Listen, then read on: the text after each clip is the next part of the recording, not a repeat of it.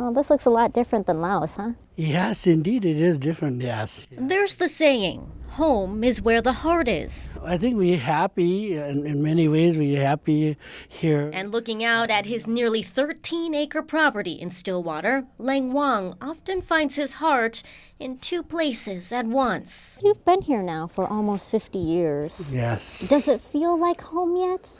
Not exactly. I think we know that this is where we belong now, but we still have a part of our heart on the other side of the world that we know we belong there too. Half of his heart still aches for the homeland he was forced to leave behind nearly 50 years ago. They call us traitors. They don't like us. Branded as a traitor for his service as a military officer in the Lao Armed Forces during the Secret War. So you fought alongside the Americans in an effort to stop the spread of communism. Right. Flew on, missions into different parts of Laos and talked to troops on the ground and relayed to the American personnel that I was traveling with. So then they could, relay it back to the base or to the headquarters and call for support. For 10 years he served, until the bitter end was inevitable. He knew it was no longer safe for him to stay. It was like, so chaotic that we really wouldn't have time to think much about it other than just, how to survive. He and his family escaped on one of the C-130 cargo planes the Americans had sent to help evacuate refugees. Just the clothes on our back, there was really nothing that we could bring with us. They flew to Thailand, where they'd stay for the next 9 months. Then, news of a sponsor. Were you nervous? Were you scared? Yes, there was a lot of uncertainty about what I would be facing in a new land. This early years, more like in 1979 or 80. Oh, so like close to when you first arrived. He stepped off the plane at MSP International as one of the first Hmong refugees to arrive in Minnesota on February 7th, 1976.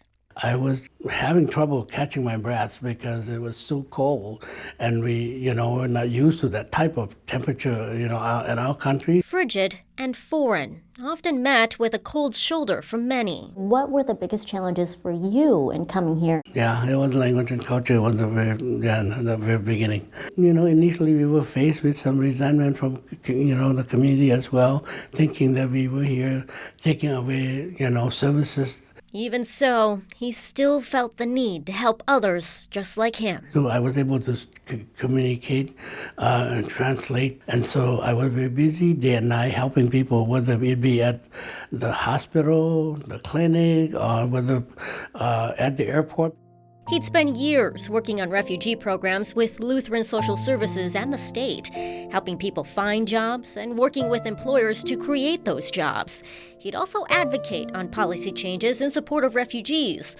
All of this while traveling across Minnesota and eventually across the country to break down barriers and to educate others on who Hmong people were. How many refugees did you help?